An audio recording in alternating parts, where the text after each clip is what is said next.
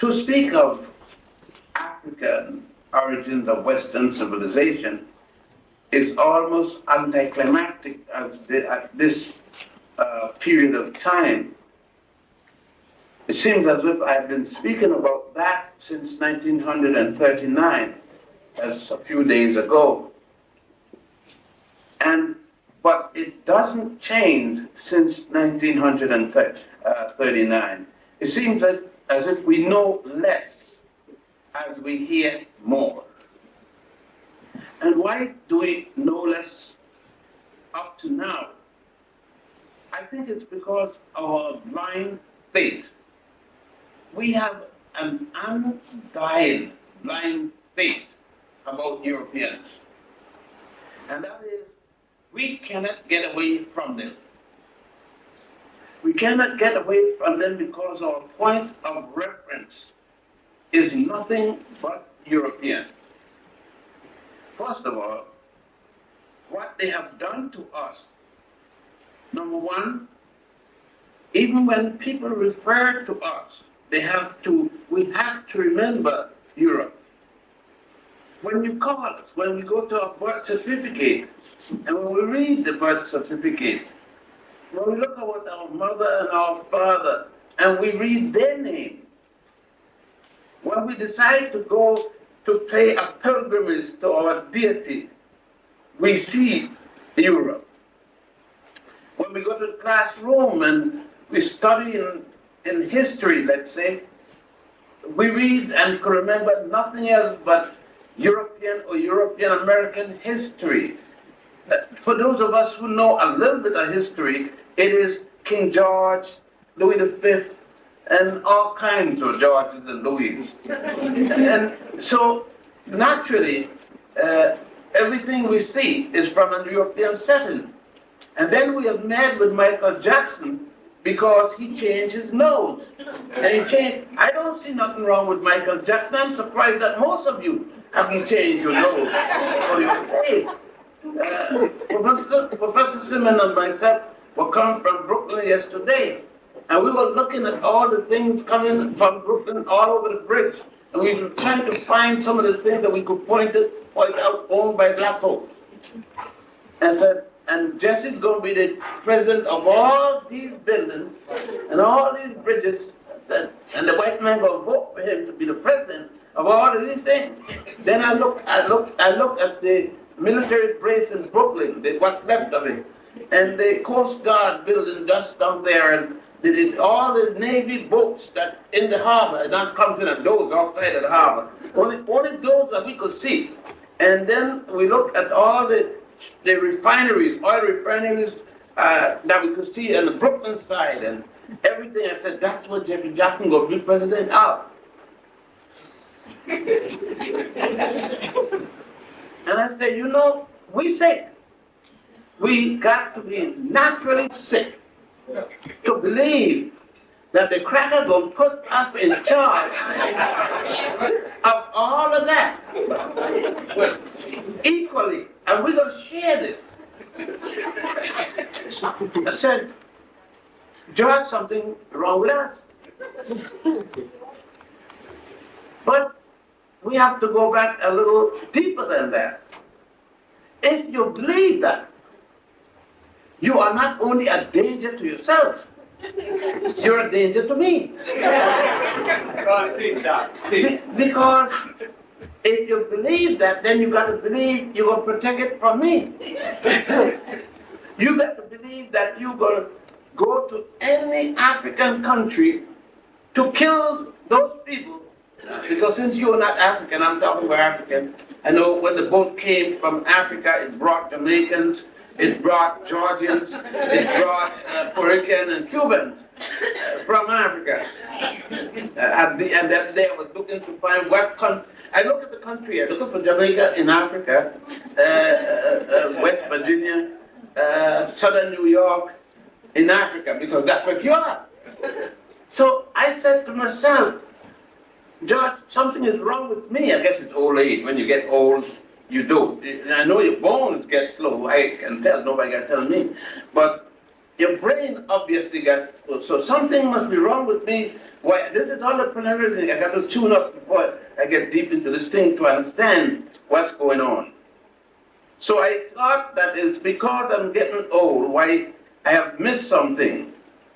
So then I have to look back and ask. The other day, somebody came to me and said, "You're always talking. I got to talk about this now. There's a black man in charge of West Point." I said, "You're right. There's a black man, is the director of West Point." So then I asked him, what is the administration of West Point? Who is his secretary? Who is his licensed man? Show me the cabinet which he is over. And I found there's one other black man and there are 15 fellows who run the West Point. I said, you know what happened? They could put a jackass there. I mean, one with the 4 legs and then 2 long ears. And it would make no difference at West Point, much less if they put a black man there. Now, you know the black man they put there. He'd be no different than Chappie James, but he's dead, he's all right now. And he wouldn't be no different than Brigadier General Davis Jr. It wouldn't be, he said, "I am of your color and every race, but I'm not of your kind." Now, ain't no be no different than Leontine Price, the singer, and her brother, the general, and who said they will go to South Africa to fight the African communists like they will fight any communist. So what difference does it make who is in charge of West Point? West Point is no different than when they put Otana and put him in jail and kick him out of West Point, frame him up. It's the same West Point this man is in charge of. It is no different than who is the senator. Well, Brooks is gone, poor fellow, because he thought that Adam Powell would have to be kicked, and as a matter of fact, he sat there and persecuted Adam Powell for the other crackers, while he himself had his cracker broad wife in Boston. See, so now I look at history again unfolding.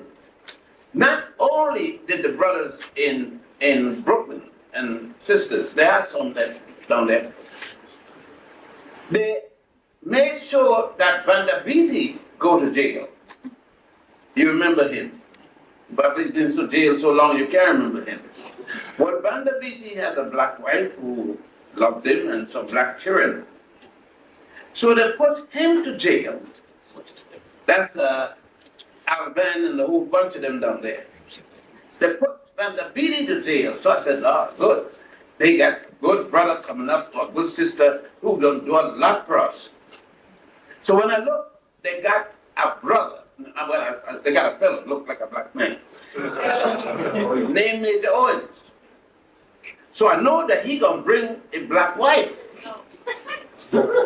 So I'm sitting there to see the black family that's gonna replace Vanda Beatty family, and found that Major Owens' wife.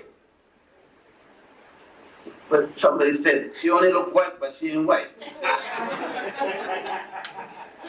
So I started to do my historical research about his wife.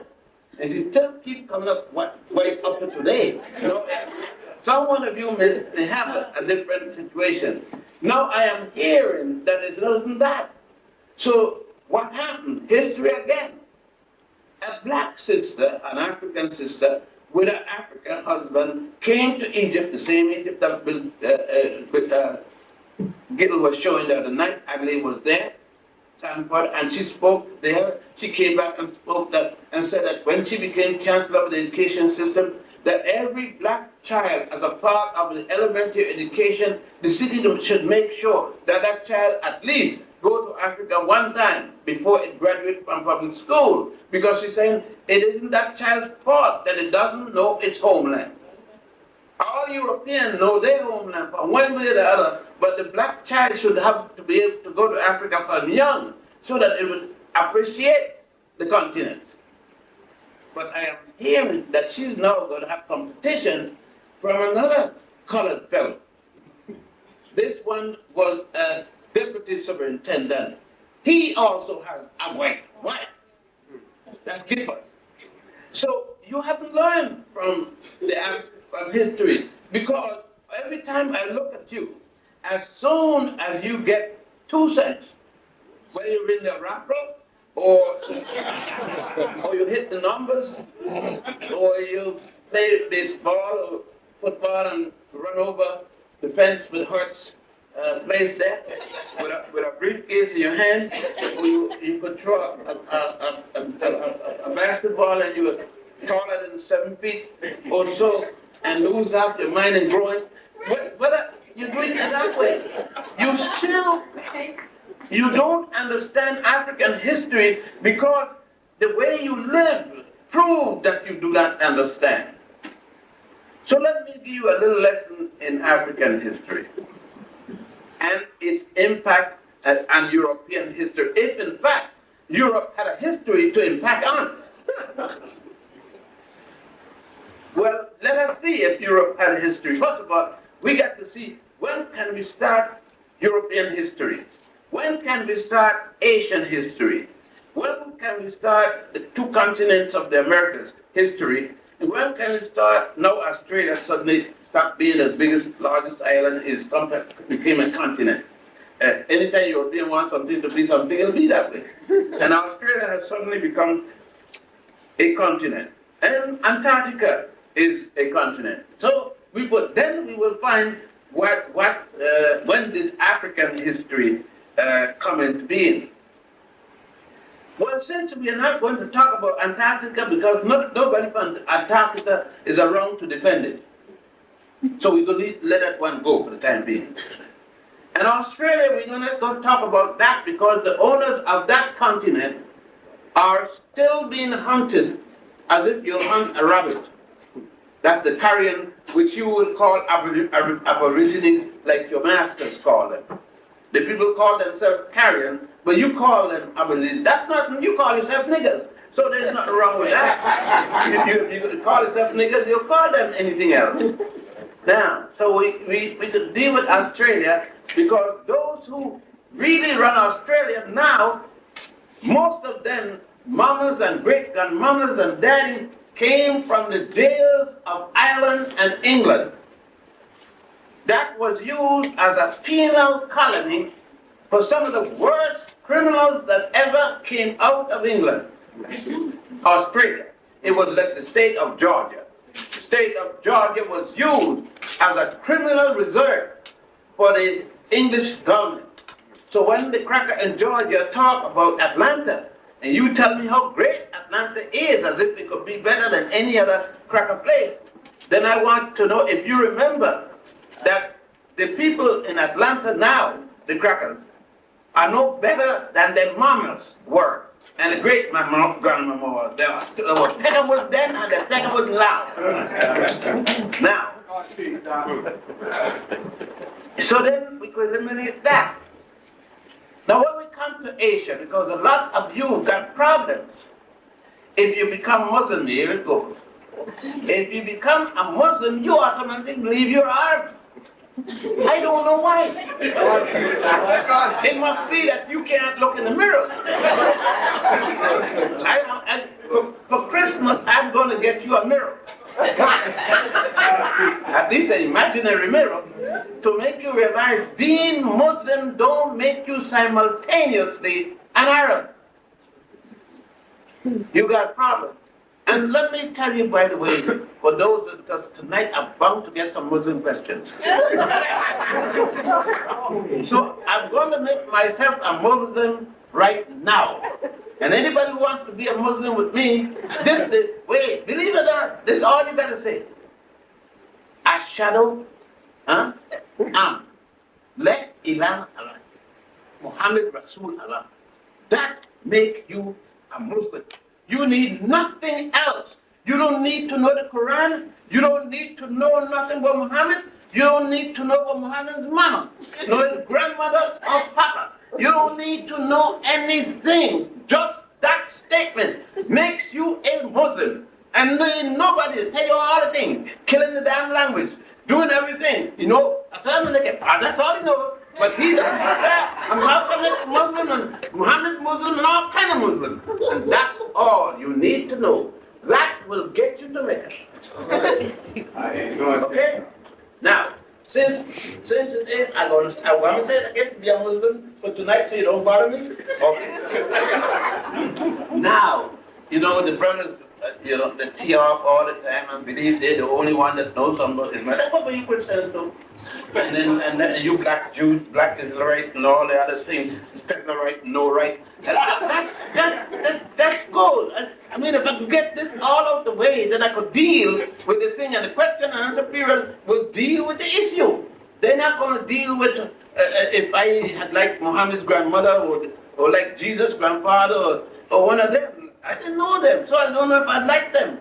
If they were here, I might have, but then I might not. I might have killed them just like anybody else. Now to get all that out of the way, you see, I don't change because of age, I just get worse.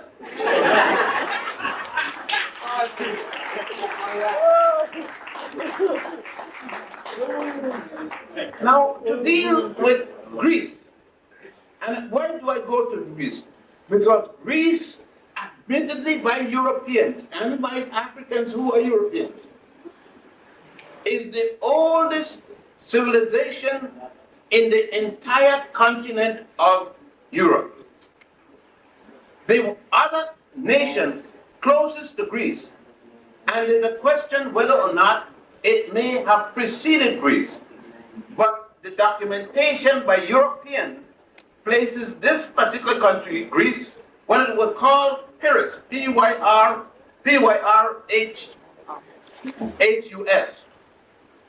Now, Pyrrhus, or the next country, was Etrusca.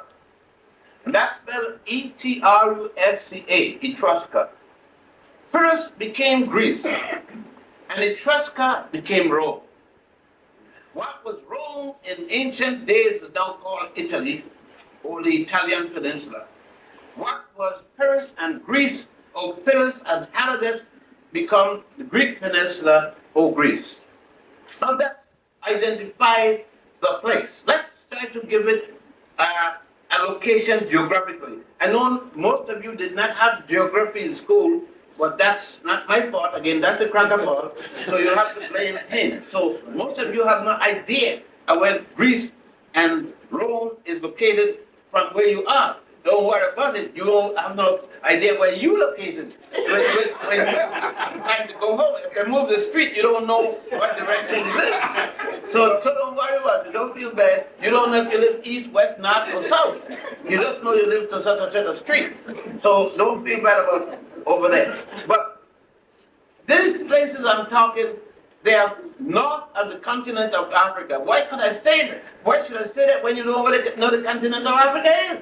But nevertheless, you know that you might have been there with a plane, some of you, at least in a dream.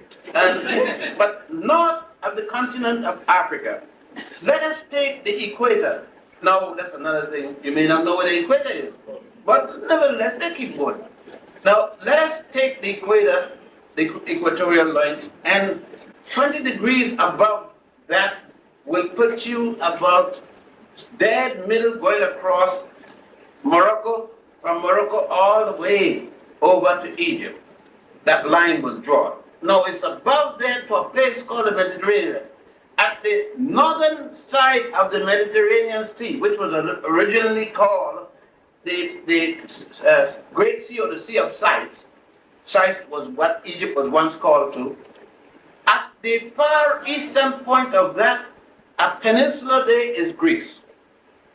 You continue west from Greece and you go down in a bay there, Adriatic Sea and so forth, and you come to another peninsula, and that's the peninsula called Italy today.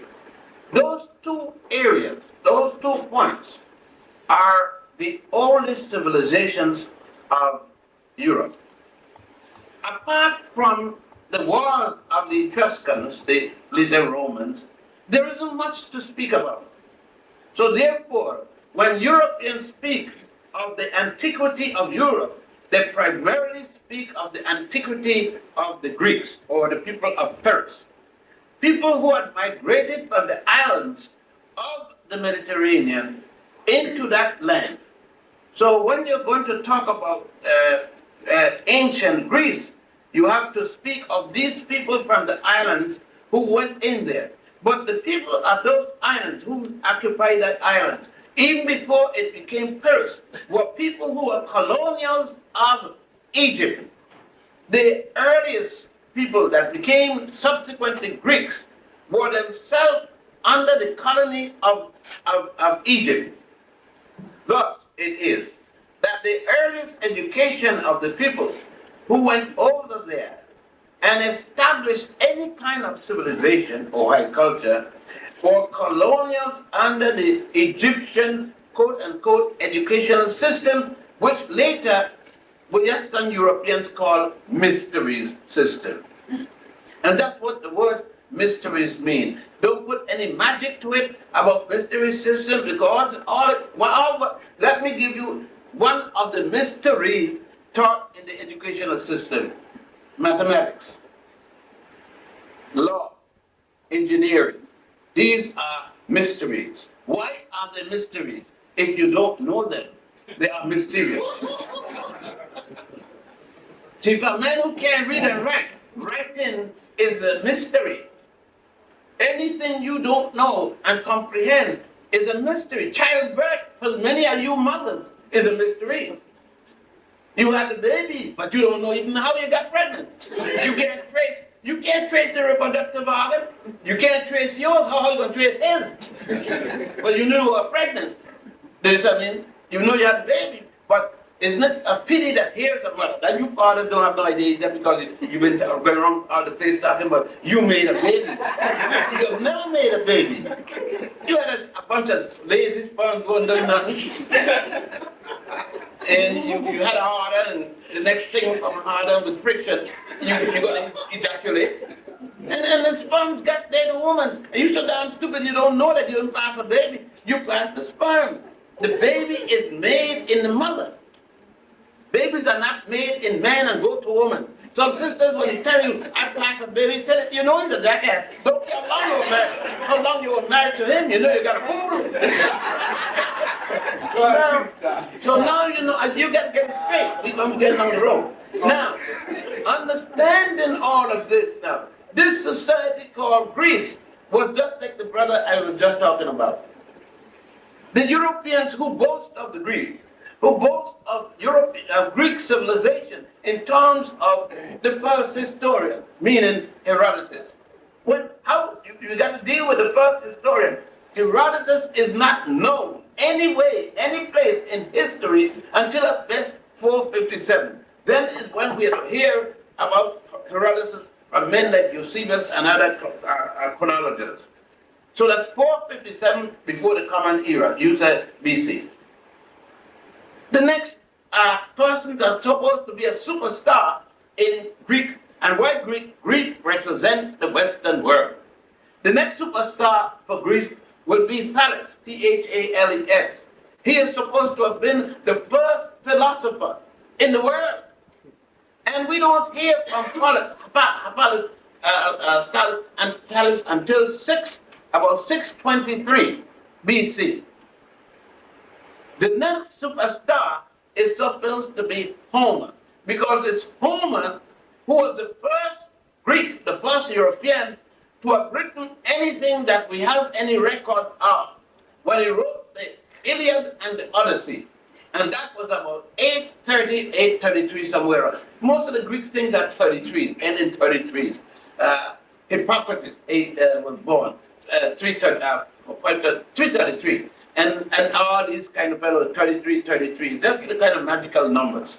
And the next superstar to his is the father of medicine, Hippocrates. He's 333. Now, you could get some more fathers and grandfathers. Of course, they had no mothers in their history. Because Greeks, they used to go with women very, very rarely. Very rare. When they come back from the army, they might remember they got a wife. You see, Greeks used to bet each other whose wife was a virgin, whose wife still had a hymen. By the way, I got to use that because a virgin is mixed up. with a hymen. You see, a woman could be a virgin and still had 20 children. The Greek word virgo, and that's what virgin comes from, has nothing to do with hymen.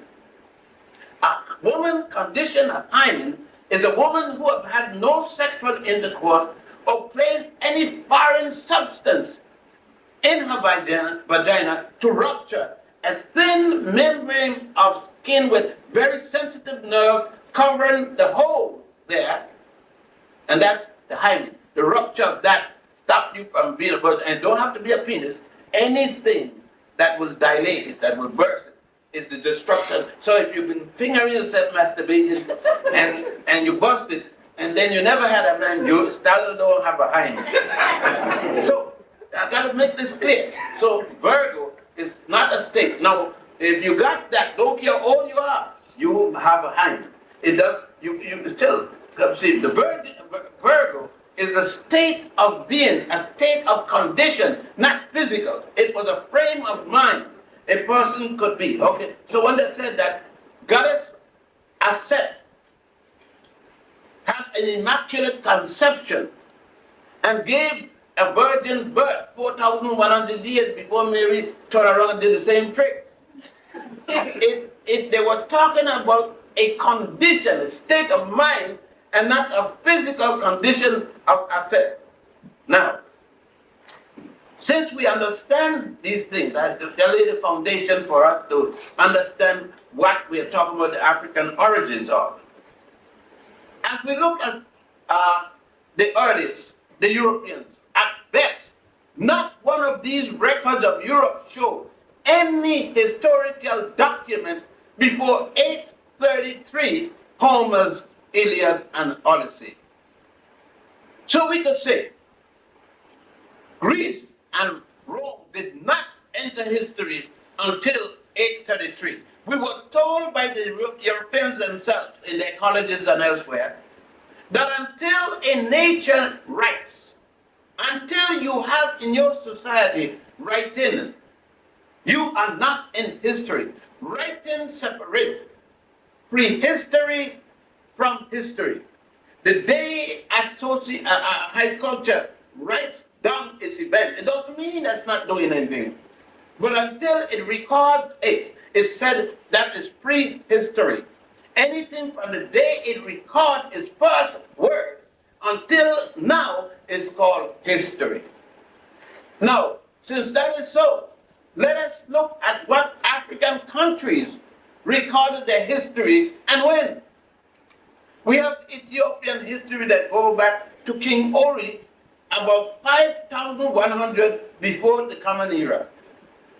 We have Egyptian history with recorded history, and we're going to take the archaeological finds, much of the recorded in the hieroglyphs which we cannot read, most of these ancient ones, if we're dealing with those that we can decipher, we will go back to at least 6,000 to 10,000 before the Common Era, because we will have to go back to the time of the Egyptian calendars, the first calendar of 10,000 BC being the stellar calendar. And then we will come down to 4100 BC, which would be the solar calendar. The current calendar, the current calendar of the Europeans from Rome is based upon the Egyptian calendar. I got to feel comfortable. I get comfortable. See, I'm just walking on the sweat. Now, excuse me for those of you who feel that a professor should be more appropriately dressed. Now, you got problems, not me. I'm not a European. Leave me alone and take off everything. But some of you get embarrassed for seeing what you're accustomed to. Yes, thank you. Now, what we have to then see, that what I'm showing you is that the African recording of events started, for us to go back to the beginning of it, we can only go to archaeology, because it's way beyond our comprehension of what the symbols are. We see them, but we can't decode them as yet. Some of them dating back to as much as 500 to 1000 BC. When we go to the drawings and the writings at the Tsitsili Mountain in what is called the Atlas Mountains and the Tsitsili Mountains in northern Africa in the Sahara. If we go to the southern part of Egypt, of Africa, a place then called Monopotapa, before the first European come there, in a place called Zimbabwe. Zimbabwe, the modern country is named for it. It used to be the capital of the city of the nation of Monopotapa, which was bigger than the United States. Now they have a stupid picture called some check or something that's supposed to deal with one of the heads of that state. We're wasting time to even see to remember what it's called. Now, I know you saw it. You couldn't miss it. It's on TV and it's in the newspaper, especially daily news, your Bible, and you're looking to find what Ching Chow must do for the day. And while looking there, you may get tired because they're not. That's all you read about that. That's the highest stage of your intellectual capacity.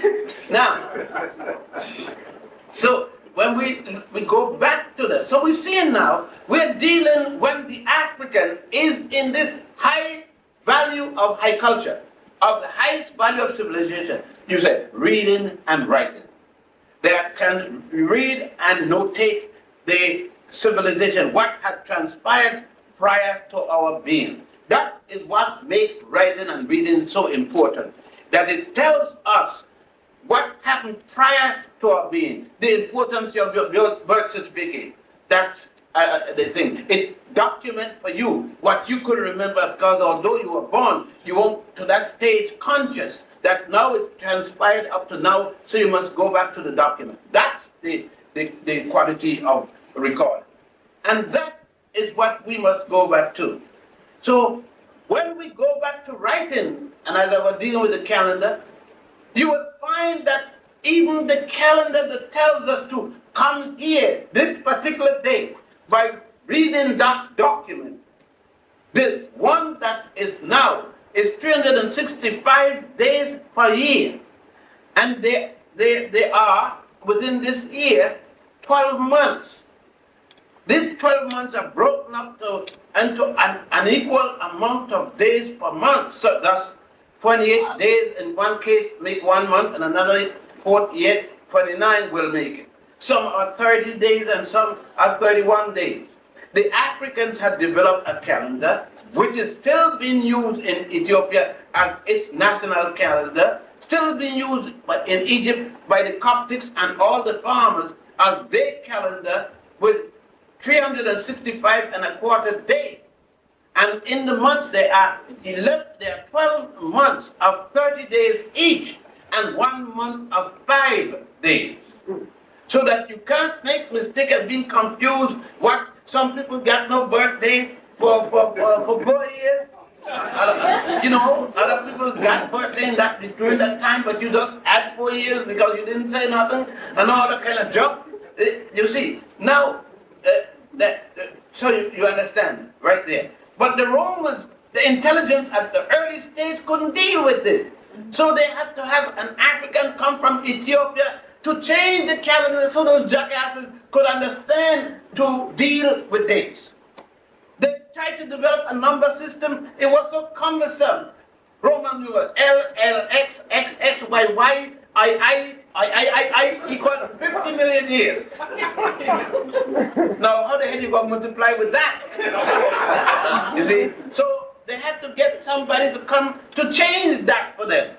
So, now, and they had to take an African, because at the time we had not civilized them bastards out of the cage yet.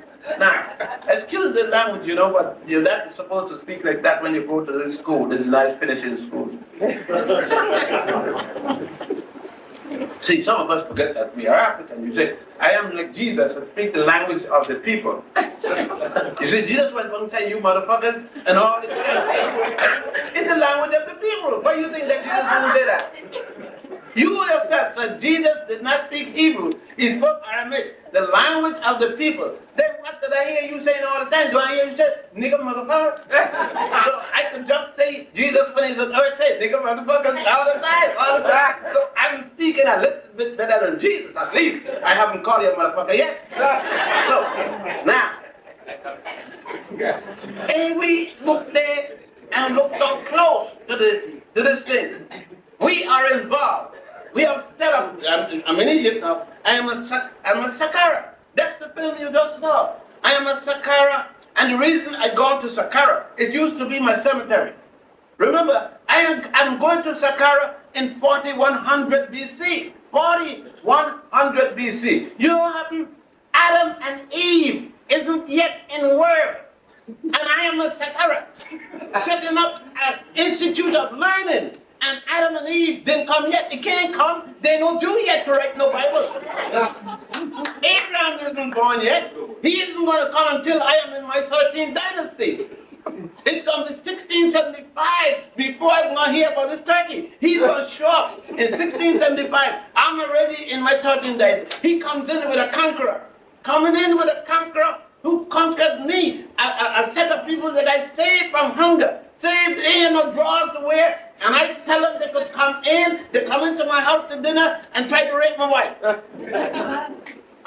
These are the people. Abraham is going to be born that time. So take up your Bible, your Quran, and anything, and when you hear the name Abraham, that sucker was no damn good. He came in with the Hyksos who came to conquer my people. After we have fed them, clothed them, and did everything, we are still taking in people, still treating people. The last time the Iranians was here, we don't forget that that same Iranian was the Persians who had come and set fire to our behind. All right, let me get that now. All right. I teach you with all the beautiful language that we use in the university. You don't hear nothing there. So when I speak in the language of the people. Maybe you remember because I spoke to you in the language. I will call you up a name soon. Now what? So we're looking down. I set up the school in Saqqara. Why did I set up the school in Saqqara? Because the Nile suddenly, nature, suddenly decided to change its course. And I had my everything at a city called Memphis, which the Greeks later come and change the name to Memphis. So Memphis is just down the hill, Saqqara. So when the Nile changed with the flood, I moved my city in my cemetery. If you go to modern Egypt, in old Egypt, a place called Pustat, you will see a whole city where the people live in the cemetery. That's why I know dead people don't do a damn thing but stay dead. All of you that scared ghosts and talk, but the person come back and did that. Dead people don't do shit. Dead people stay dead. That's why they're dead. They won't shit no more. Only a memory. And if the bastard was no good alive, let him stay dead. Don't even remember it. Now, we moved our city from the lower land and went up to the highland with the cemeteries. But up there, not only did we build in wood, but then at a time it became important because wood was perishing in the kind of weather we had. So one of our great multi-genius among us, we had many multi-genius, but one, the only one that the earliest one that we recorded, a man called Imhotep, decided he had a method to build with, the best method. And we said, Imhotep, tell us. He said, we're going to use stone. I said, where the hell are you going to get the stone? And Imhotep said, there's the mountain there with all that big stone. And we said to Imhotep, what are you talking about, you idiot? And he said, I got the method. We said, there's that stone. And he said, it doesn't mean nothing to me. And he said, let me show. And he started digging and hitting and hammering. Oh, we knew he was going crazy. Black people are always going crazy. And so he hit, and then he went and squared up the thing. And we said, now Imhotep, watch it. He said, then he brings some wood. I said, you going to hit the wood in there too? He said, no, that's technique. And so he soaked the wood and he took the wood, drove it, and then pour water. And then the wood started to expand and crack the joint, and boom, the block burst and separate. And we just pull it out the wall. And he said, we're going to take 1 + 1 of those. And we said, what's going to hold it in the wall, man? You need plaster, like them jackass coming and mortar. You're going to need it like them Sergeant Juke. You're going to show it to the Greek and the jackass going to try to put some mortar. They ain't do it yet, but I could see in the future. I'm a prophet. He said, no, we're going to grind it down. And we're going to make the damn joint so they can't stick a piece of notebook paper in between the joint. I said, what? You going to do that? We could do that? He said, yeah, we do, mathematics. So Imhotep got there and built our first building, the first building in the world out of stone. And you saw it in the film. And so we said, man, you gonna stay. We can't let you stay there building buildings. You're already an architect, yes, but we can't take you away. You're a doctor. No, we're talking. I was talking to Imhotep, caught my mind, and I was talking to him, and this is around 2780 before the Common Era. Adam and Eve isn't here yet. And so I said, you still got your duties as Prime Minister. You still writing songs to make me talking about eat, drink, and be merry, for tomorrow we're gonna die. You're still writing poetry. You don't have time for all this, to be doing that. And then you go build the thing too. What you gonna do? Now I'm talking to one of our star builders. This is a genius. He does everything that you could think of. And yet, Michelangelo isn't coming till 2,000 years later to be the first most genius. And here I'm talking to one 2,000 years before. Etrusca, Rome isn't yet. Rome gonna come about 1,000 years later. You understand? Now let us go, because I decided to move from there. No, I decided I'll go further in to one of the tombs. He says, where you going? I said, let's go. That's that little pyramid over there. I said, since you're building a step pyramid with 7 different mastabas. Mastaba is a box-shaped looking thing, and one on top of the other, you build that pyramid to put Pharaoh Jusa. I said, well, let's go to the one to Ola. It drives me. It got something about that pyramid is driving me mad. So he said, that's okay, it's the smallest one we got. But I said, but something tell me is important. So when in there, I found that the best preserved writing, the pyramid text and the coffin text, the best writings that has been done in such thing is still in there, almost intact like the day our brothers, the scribes, had done it. Talking about the concept of the next world, the concept about heaven, the concept about hell. That hell is not what you're talking about, by the way. That isn't the hell they're talking about. The Christians and Jews and Muslims screw it up since they talk about it. And the plagiarization of it. And I went in there and said, man, you got all this beautiful thing. When Greece and Rome come in this world, they're going to say, they did this too, I said, just like Benny Goodman said, that he's the father of spring. They're going to say, they're the father of this. I go on, I said, I'm going on now. And I said, well, all right, let us go on there. I want to build a house up the street. And you talk about triangulation. He said, well, we got to do it. We're going to have to do not only triangulation, but we have to do some geometry. I said, what geometry? The Greeks ain't come yet. We ain't going to know what geometry till they come. He said, no, what's the Greeks? What are they? I said, they're people who come into the future. And he said, oh, no. We have to use that in order to do the calendar. I said, the calendar is because of, yes, he said, we have to find distance from the different planets and the stars and the moons that's going around there. I said, you could measure from here to there? He said, yes. That's why we developed 3.14. I said, you developed 5? Did you call it 5? The fellows in the fraternities and the women them in the sororities, the Abalapa, Kabadapa, and Babalapa, they were the ones that started all the Greek freaks and running around in Harlem. And you mean they didn't start it? So he said, no, you've been hanging around with some funny people. I said, I got that way at Cornell. So then I decided this thing. I said, Pythagoras didn't start the spherical trigonometry. He said, who's Pythagoras? Oh, I said, he's coming another 2,000 years to school. He's going to come to our school 2,000 years from now. He's going to come. And you see, because I was the one the prophet was prophesying, what's going to happen in the future.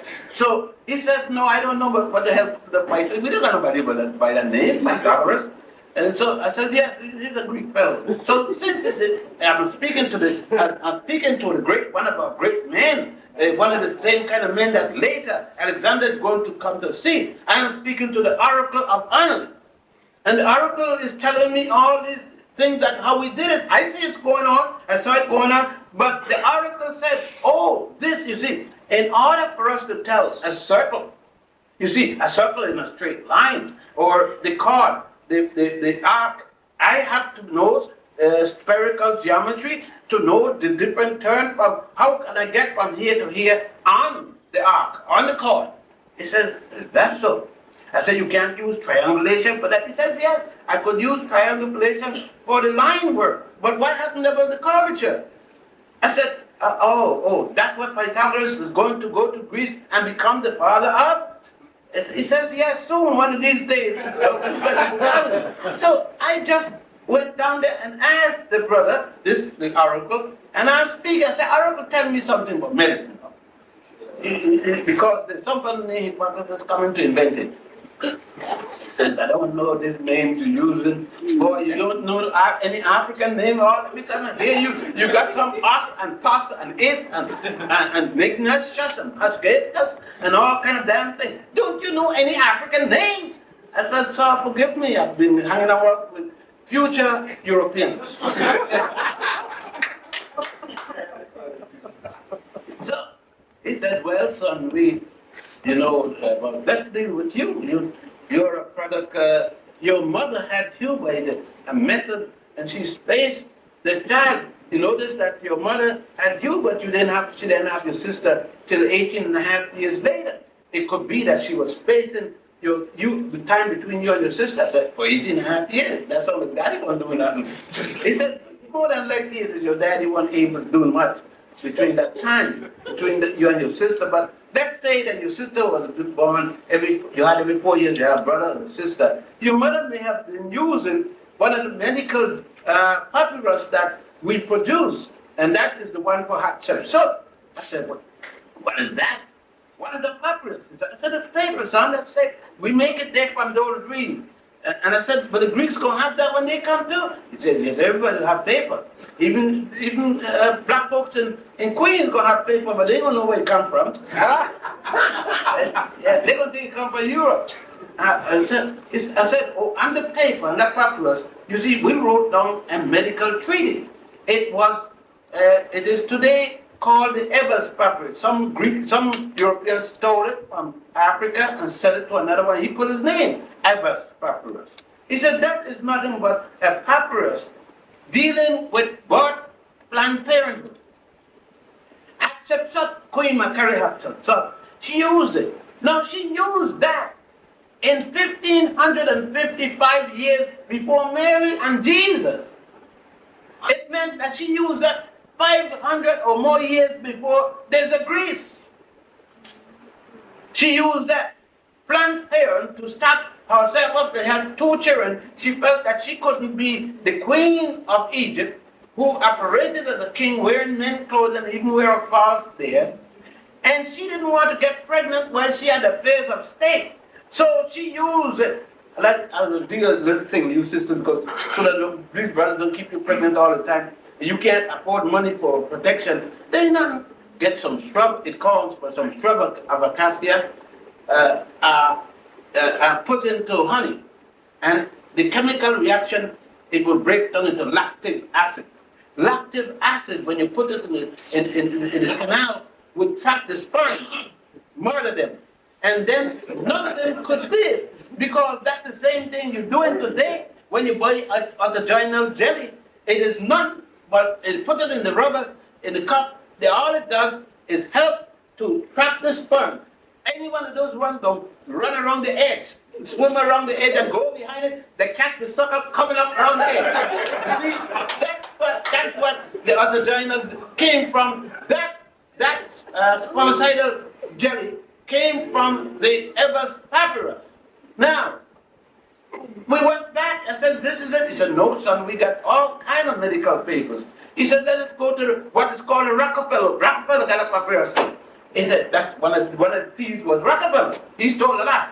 And he said, we will go there and deal with spinal injuries. We will go there and I'll show you another papyrus of dealing with gynecology. Way back there, not only had our ancestors been dealing with it, but they had broken down medicine compartmentally in the sub-disciplines of medicine. And you could go to the Brooklyn Museum and see the Edwin C. Smith papyrus, a papyrus dealing with surgical techniques.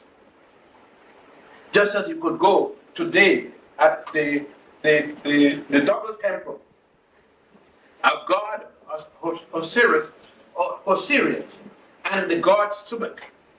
It is at a place called Komombo.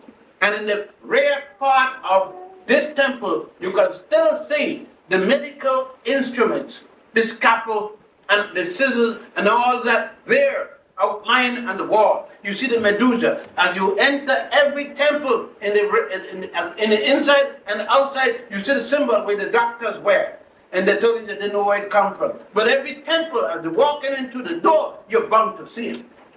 So, you see, I'm talking now. Remember, there's no grace yet.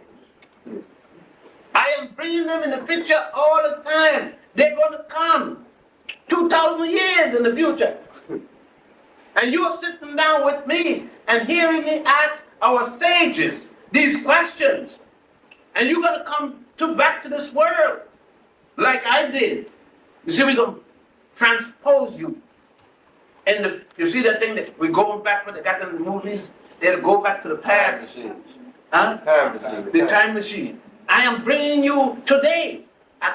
We have brought you back. You sitting down and listening to our sage. You're not hearing me. The sage is speaking through me to you. I am translating because you ain't know the language with English. And I did Arabic. A few words, you could say Assalamu alaikum. So I got to translate from the hieratic language, from the demotic language, from all those languages to you.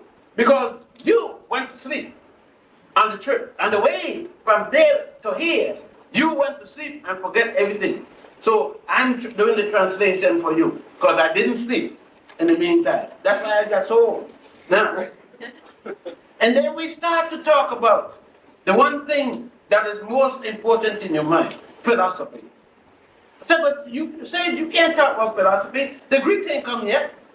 And if the Greeks are not here, we can't talk about philosophy. Protestants didn't get born yet. He said, son, I don't know about this. I tell you about this is and also. I don't know them.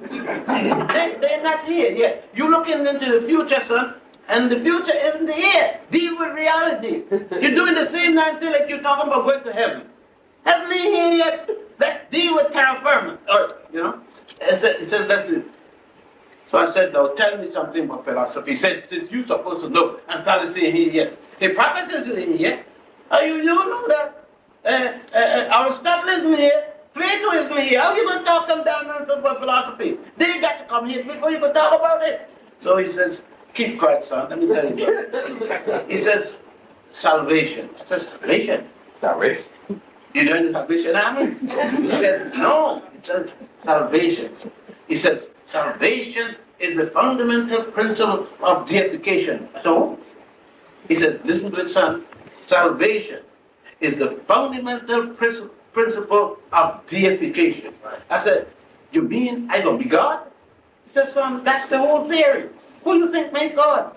Come, let me show you. And God was the Word. I said, are you reading out of 5 books of Moses?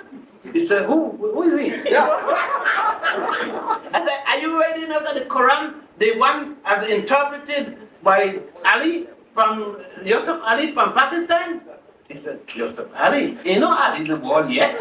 And you see, because I got to make sure. This man talking about salvation, and Ali is here with the Quran. I mean, all the Quran they had, when they killed all the people who had the different ones and decided they're going to come up one alone and burn up Allah and decided on one. I said, you mean the New Testament isn't here? So that we could go to the 19th conference of bishops and kill off Bishop Athanasius because he don't believe in Immaculate Conception and virgin birth? No, you're not good. So we could go to the Council of Jamia, where then Jews are going to make a book called Genesis because they had 4 and they start talking about Egypt, leaving Egypt and ain't getting the world yet, so they had to add 1. I said, no. He says, boy, we don't reach there yet, son. So I said, well, tell me some more. He said, you see, the Word was God. And God was the Word. Blessed be the Word. I said, what are you talking about? God is God, man. God is Allah. God is Jesus. God is Jehovah. He said, son, I don't want to know those names. God is Ra. I said, who? He said, son, did you see the sun that's coming up there? I said, yeah. He said, that's the symbol of God, son. Without that, you don't live. Without that, you have no night and no day. Without that, you don't see the moon. You don't see the stars. I said, what? Without that, there's no chlorophyll, son. I said, you're a genius, sir. You must be a prophet. He said, no, son, we don't deal with prophecy. I am a mathematician. We deal with calculation.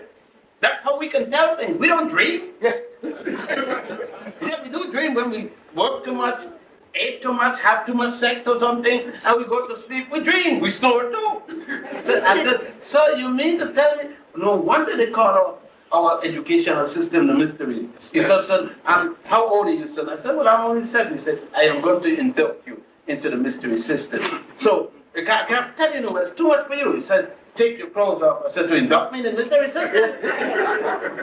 I said to you, wait, you're right? And he said, no, son, take your clothes off. Trust me. And then I said with this big knife, I said, well, you'll do it that. I'm only 7 years old, but I get erection. And then he come in very close to my defender. He said, but it didn't work just like when I was taking a thing in a woman's ear, I'm drilling a hole. I am going to massage it. I said, what? They're going to massage it and it wouldn't hurt. He massaged it, 2 fellas hold of me and cut it. He said, son, you see that foreskin? It will go back, son. And that is to stop different microbes from hanging out underneath there. And that, you must have that. You must be clean to go, the Jews ain't come yet. No circumcision yet. Abraham didn't get circumcised yet. How you don't get circumcised? And then he said, son, now you're ready for study. I said, just that? He said, now you're clean, but you got to take a bath. He said, and every day before you eat, before you put anything inside in your body, you must have a clean outside. You must bathe outside and clean that in order to put thing inside, because you may take the dirty thing from outside and put it inside and cause yourself to upchuck. When you should be chucking behind you, be chucking up at the top. So I said, that's all. He said, now you're going to study, sir. I said, but the Greeks ain't here yet. He said, no, this is the rotunda. And you see what happened? He said, in that rotunda, what we call the hypostyle hall, you're going to be there with the other priests. The priest says, that's the highest stage of your education, son. I said, well, what about this education? Continue, I like that. He said, that means that one day, when you pass out of this life, I said, I'm going to die? And yes, son, everything goes to the stage. It's the highest stage you go to. You go to the stage for the twat. I said, the what? The twat is the woman's vagina. He said, no, they call it the twat. Symbolic. The twat is the little passageway from this world into the nether world. It's called the twat. And we symbolize that by the arm of Aset, which the Greeks are going to later call Isis. And it's that distance from this world we're in to the nether world. He says, is the twat son. And the woman, people deal with it because of the fact that the shape of the woman's reproductive organs, along the fallopian tube, has the same shape, and it carries one thing from one department to the other, and thus they call that equally the twat. I said, well, what, we've been using the name in this time and using it all wrong. He said, son, it's just like the stupid men you got in your country calling nut, that she could kick him in his nut. He said, that a nut is a woman. We call nut N-U-T. And it is a woman, it's one of the goddesses. She's the goddess in charge of the sky. She's the mother of heaven. I said, what? So then you mean to tell me that we're so stupid under European training that we don't know nut is a woman? He said, son, there's a lot of things we don't know. There's something going wrong, we've been up there behind. They think they're women. So, now, so I said, go ahead, talk, man, because this education get good to me. Remember, there's no grace yet for me to learn any of this. Yet. We don't colonize them yet because they don't exist. Adam and Eve don't exist. We can't even tell them jackasses. Because Eve would have known it was nothing she did wrong for going to the tree, let the snake play with her since she had a jackass sitting down there with a hard arm not doing nothing. If she had come and taken the lesson, she would have known there was nothing wrong about having sex and not being married. People don't get pregnant for marriage certificate. Now that ain't give you brothers license to go around coming the sisters and don't marry them. Marriage got nothing to do with heaven. Marriage got something to do with security to your woman and the children. Gives them a sense of civil security that in the event you go out there and croak, she got something to hold a prima facie evidence to show the court that that jackass was my husband. And I'm entitled at least as bit as cost. I'll bury the sucker and get the few dollars that he left in the bank. Those that he didn't use in alcohol and drugs. So now, sister, you understand? Marriage is made what God put together, let no man put asunder. If God is up for it, he put something together, how am I going to put it asunder? Unless God is driving. So, you see that this your ancestors speaking to you through me. Well, why not? If you could listen to some suckers telling you they were inspired scribes of God, I ain't inspired by God, I ain't talking about God. I ain't going to put that lie in God. Why should I lie in God? God must have been with the old lady lying down having a good time. Why should I lie in the man? Now, and the old lady is goddess. All right. So I am there listening to the scribes still. And now I'm in the mystery system. I'm going around. In the mystery system, I'm studying masonry. I'm not free to be a Freemason yet. Because I'm not walking in the street with no top hat. I'm not going to any kind of thing with a big top hat, looking like a penguin, a black penguin, with a big coat, long coat, ass tail, hiding up in the sand, and all this thing, calling myself secret society.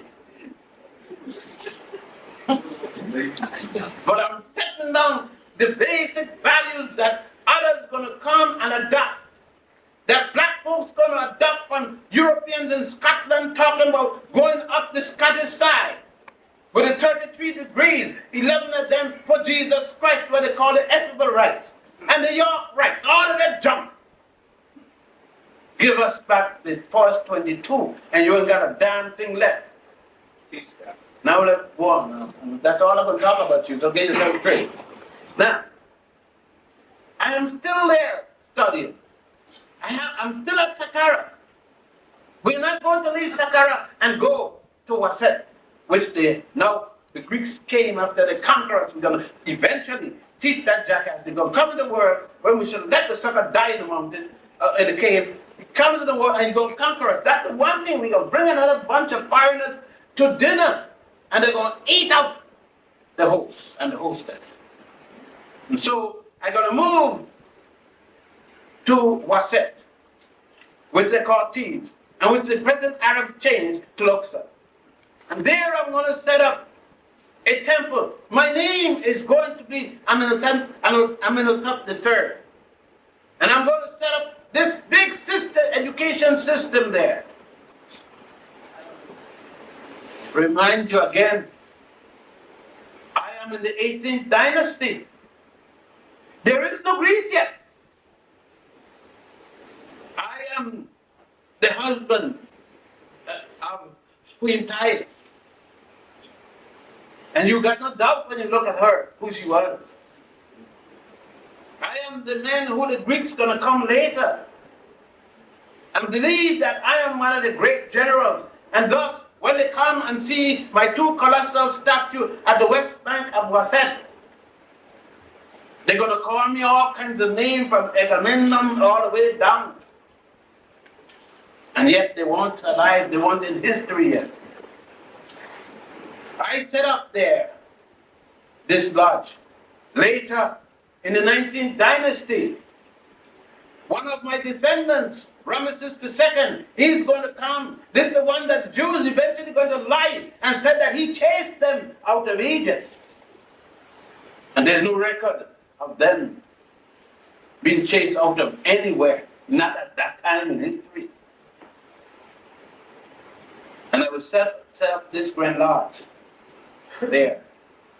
That is long before the Arabs are going to come and on my temple, use my temple foundation as a foundation and build a mosque on my temple. Abu Haggab is going to come, disrespect my temple, and put his damn mosque on top of my temple. Let me do that today. Let me build a mosque. Let me build one of my temple and the foundation of a mosque. And some of you in here will be damn mad, but you're not mad that an Arab comes and build his mosque and your temple. Peace out. Even though they said that Muhammad's grandmother, maternal grandmother, came from Ethiopia. They didn't remember that. When we gave them a religion, even gave them a black stone from Ethiopia to call the Kaaba. You see, those who don't know me call you Hay.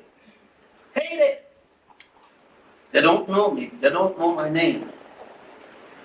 My name is Al-Kabbalah. My name is Originator. My name is Creator. My name is Kunun. I make man and my potter's wheel out of clay. Long before God Jehovah copied the pattern and made Adam out of clay, but forgot to do it without the potter's wheel. I have the proof of what I did. I could carry you to my temple. My temple is still in Esna, in Upper Egypt. You can see me doing it on the walls. My scribes put it down there for time, dug in the stones. And I carry, my son carried people to see it, to witness it. All these things I am saying, my son carried people to see it, and bring other people to bring people to see it, to witness what we have done. Where is the recording by Adam, by Eve, by Noah? Rather than the thoughts of some Hebrew scribe at the Sanhedrin around 700 BC. Way late, son. These are little children. I had already gone on to my aunt to get my aunt in another world. Thousands of years before some little fools called Jews came around to distort my 147 admonitions of Goddess Ma'at, and took out 10 of them and called them 10 Commandments. Son, I will carry you in the tomb of Ramesses VI, in the valley of the king, and show you all of the 147 admonitions to Ma'at and the wall there. See them there? And Moses isn't born yet. In the city of Goshen, up the river there. I said, down the river there in Egypt. The first Jew, Abraham, isn't born in Chaldea yet. I Akhenaten is already spoken about one and only true God, son. Akhenaten, his name, the son of Imhotep, the third I just spoke to you. Queen Tiye is his mother. We call him Imhotep the fourth. He changed his name to Akhenaten. The sun is beautiful. God is beautiful. He said, there is only one God, son. We have been saying it is only one God. But we said it is Ra. And all the different names are just qualities of Ra. We drew a picture, a sketch. We call it the diagram of the law of opposites to explain it, son. But since Akhenaten wanted to be clearer, let him go ahead. Akhenaten said, we're only going to use one name. We will use the name Aten. And we will take the same sun, the symbol that our ancestors was using with Amun. And we will take the rays and put thumbs at the end of the rays. And we will call it the Aten. And so we will pray to Aten. And when Moses is born, we will tell him about it. Poor fellow, when he comes, he needs to know that. We know he's going to be a traitor, but it's all right. We always got one in our mix. So in Washington is not the only traitor we got, son. We got many more. And so we said to Akhenaten, Akhenaten, don't marry that girl from Asia, Nefertiti. Don't marry her. She came from Matani. They're sisters here. Marry one of them. You see, it ain't now we've been doing this. We're start. It seems as if we wouldn't listen. I told that boy Akhenaten not to do this. Don't let that God thing get to his head. It did get to his head, but not the one up here. It got to the middle head. He said it mad. He was trying to explain the thing the wrong way. And I tell Akhenaten, why are you going to take your cousin and put him on the throne with you, Semenkari, to stop and talk about getting rid of the army, but non-violence? The world isn't like that now. You got some crackers already in the world. You got some Asians already in the world. It's not us alone in the world. These people haven't civilized yet. They're going to destroy what we build. They're going to try to destroy our pyramids. They're going to come and take stones from the pyramids and build homes for the rich one and build silk mosques for himself from the stones of our pyramids. I had to listen to the Arabic talk. And the Arabic said, son, I saw in the future people coming out of the nowhere. People we're going to call them Greeks. They're way off here. You see, son, we are still here in the 18th dynasty. They're not going to come into being when they see the Ethiopians, the Ethiopians in charge, Bianchi, and all of them. They're coming down the Nile. They're going to take over because we're not doing right. They said that even the gods we are despoiling, the gods that came from Pwani, came from around Kenya, Uganda, northern Tanganyika. You know, boy, we used to call all of that in ancient times, we call that Pwani. We didn't call it these funny names. The mountain of the moon, son, used to be where we came because the gods like to be there.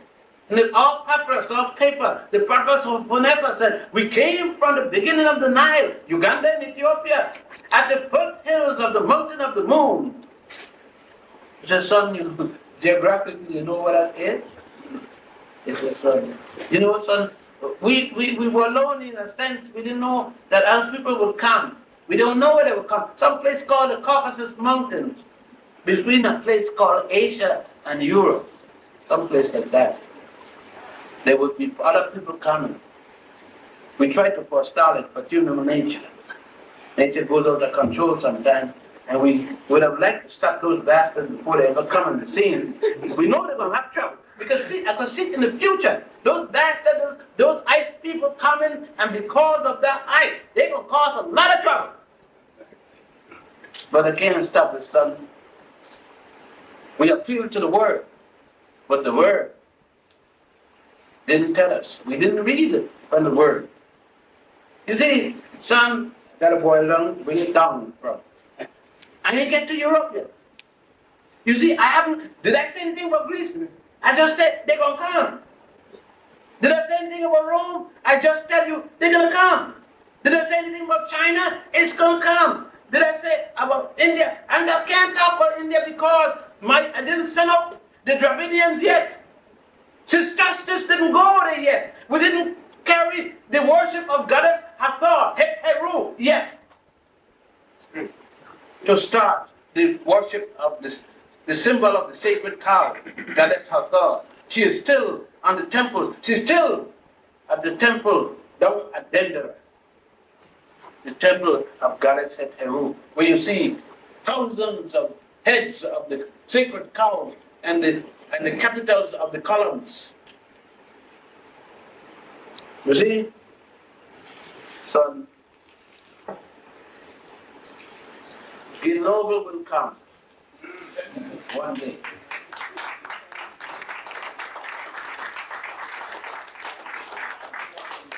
And you will argue with him, argue for years with him. He has to come because you can't go and show enough people as he could do in one day. You have to get Gilnover to go with you one day. Fight him. Call up his wife. Let both of you tear him down. Call Jeffries. Bother him. Don't let him eat. Go in the toilet. Everywhere you can find him. And make him feel bad that he doesn't come. Kidnap him one day. And carry him. So that more people can see. Who don't go physically may see it. May see the glory, as spectacular as it may look on the TV, is nothing, as he said. It took him a good hour before he could compose himself to take the picture. He got there and saw the double temples at our symbol of Ramesses II and his most favorite wife, Nefertara. Not to be mixed up with Nefertiti. And the colossal that hid him for a while, he forgot to tell Reverend Brown to take the pictures. He didn't speak because he was speechless. He says, I couldn't believe I was looking at what African man did. It was too much for one person to behold. That moment, all of what I've been taught that I can't learn, I realized what the cracker had done to me. How I can't learn that my father didn't even build this. They didn't take stone by stone. No, they cut into this mountain as they had done in the statue of Pharaoh, Khafra. When they cut out a statue of man's head and the lion's body and call it God Ra-Heru-Kata, later Hamakis, which the Greeks came and called it Sphinx of Giza. They went in there and built these two temples by digging it out. Went in, as they now do later in Ethiopia, when they dig out the wall, the cathedrals, and down into the earth at a place called Lalibela. The genius of the African in Wasu went over. When the African was already in his decline in Egypt, when the Africans had already become corrupted in his self-aggrandizement, when he no longer listened to the word had stopped being his God. He moved from there and carried his God beyond himself. He no longer saw that his God himself, man, the birds, the trees, the earth, the moon, the sun, all were one. But he started to talk about he is higher than another animal. When he stopped understanding the totality of all things, with all the different fingers, he failed to understand that all the fingers are on one hand. Right. And all the other 5 fingers are on one hand, and the 2 hands are on one body.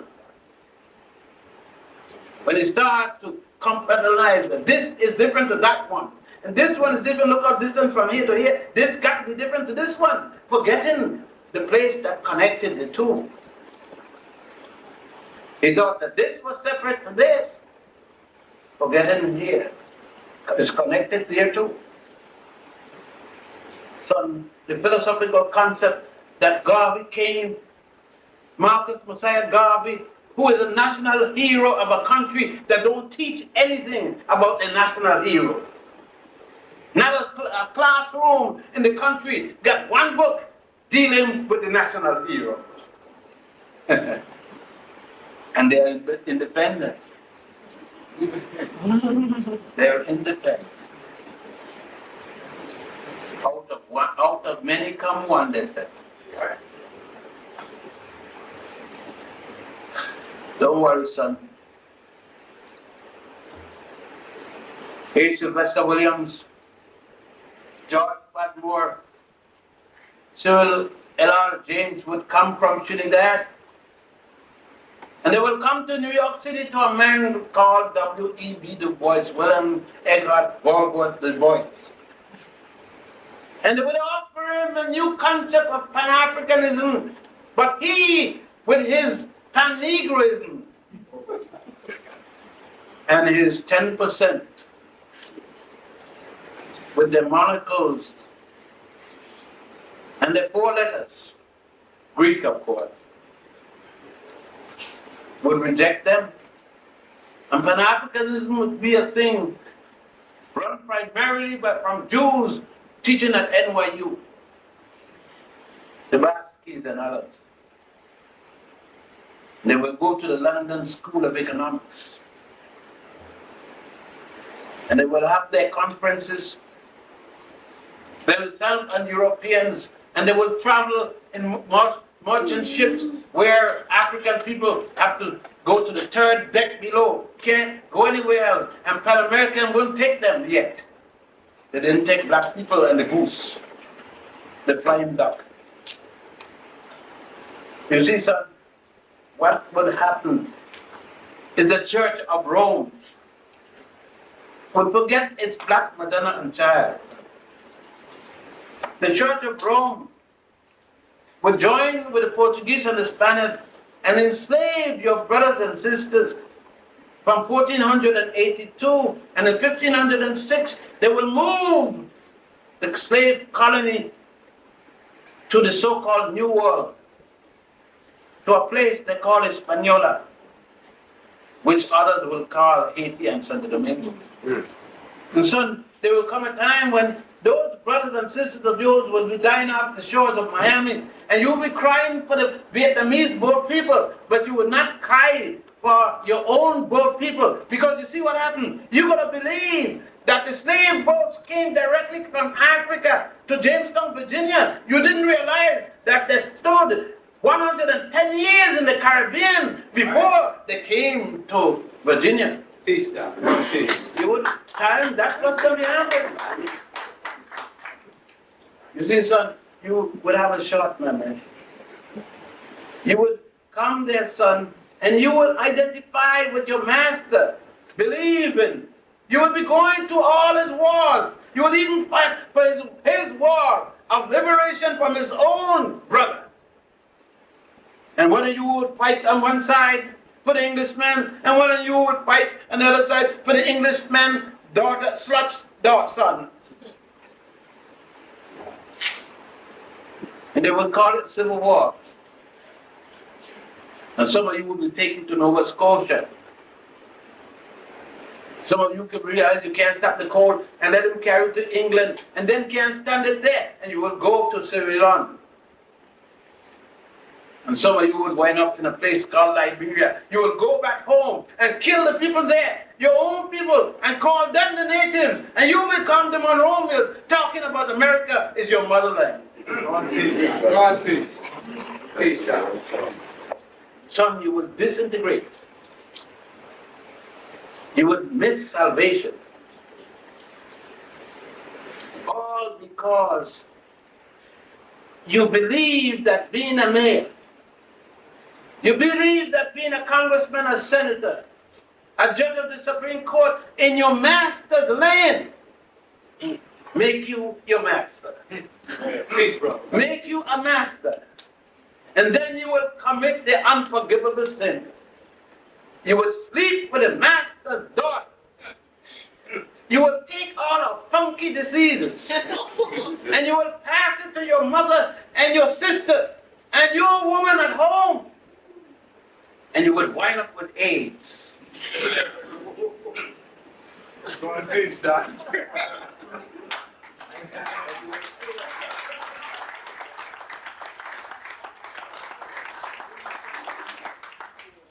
You see, son, those things look glamorous. Having a boat in the basin is glamorous. Having a Audi 5000 or a Mercedes SK25 and a condominium up in the hill looking over nowhere. Going up to the mountain top and seeing on the other side where you get your ass blown clean off the mountain top. And another brother who fights for you will get killed, but you're not going to send a penny to his widow to support his 6 dear children, little girls, two of whom, when he get killed, was still in the mother's womb. He didn't even know he had them because she was making him a surprise on his birthday to tell him, I am pregnant again. But there will be all kinds of things on the memory of his death, raising funds, but his daughter's not getting a dime. Son, some would say that this is God, it's in the prophecy, that's that nonsense. If the future is already made, then sit in your ass and do nothing. You don't need to do anything. If it is prophesied and it's going to happen, it's in the card. What the hell you doing? Sit down there and let it happen. It's happening because you did nothing about it. It's a lame excuse to say it's all in God's plan. And where is God's plan? Pull it out. Show me the document so I could know tomorrow what I'm supposed to do.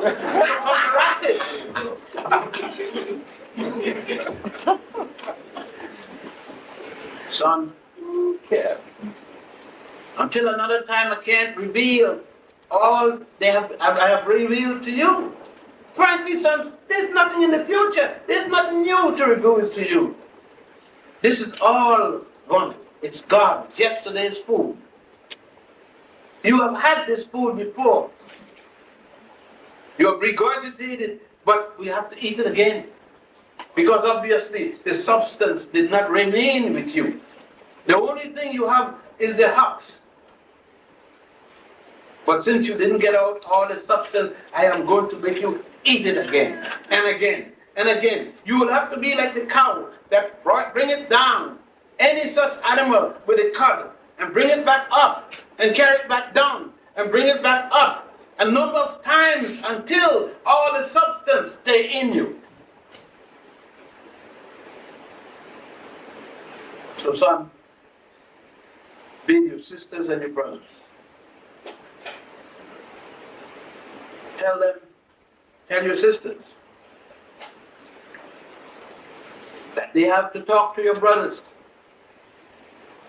Tell your sisters the reason black men don't treat black women good is because black women didn't teach black men when they were little boys at their breasts. Tell your sisters to stop using bottles. Breasts were made for baby's mouth. Daddy can't have it all. God please God. No, that don't mean I'm going to give up Bible.